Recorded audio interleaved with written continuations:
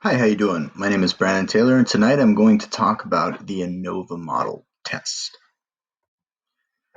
An ANOVA test is a method used to determine if survey or experimental results are compelling. By analyzing the differences, we can figure out if we need to reject the hypothesis or accept the alternate hypothesis. Um, a one-way ANOVA is used to compare two means from two independent or unrelated groups using the F distribution. The null hypothesis for the test is that the two means are equal. Therefore, a significant result means that the two means are unequal. One-way or two-way refers to the number of independent variables in your analysis of variance test. One-way has a one independent variable with two levels. For example, brand of cereal. A two-way ANOVA is an extension of the one-way ANOVA. With a one-way, you have one independent variable affecting a dependent variable. With a two-way ANOVA, there are two independents. We use a two-way ANOVA when you have one measurement variable, a quantitative variable, and two nominal variables. In other words, if your experiment has a quantitative outcome and you have two categorical explanatory variables, a two-way ANOVA is appropriate.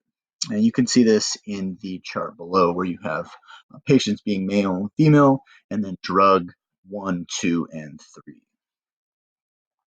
3. Groups or levels are different groups within the same independent variable. In the above example, your levels for brand of cereal might be Lucky Charms, Raisin Bran, and Cornflakes. That's a total of 3 levels. Your levels for calories might be sweetened and unsweetened, a total of 2 levels.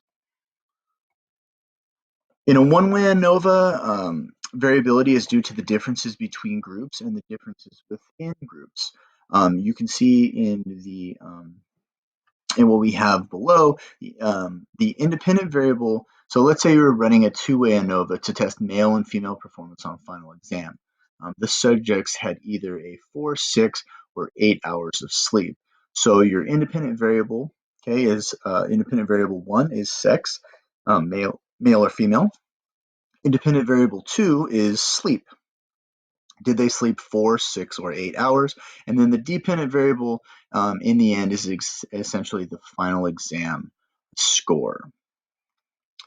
So that was the ANOVA. That was a quick run through of the ANOVA test. One of the things that I did learn about the ANOVA test is it's incredibly complex and oftentimes uses external software or spreadsheets to be able to calculate this.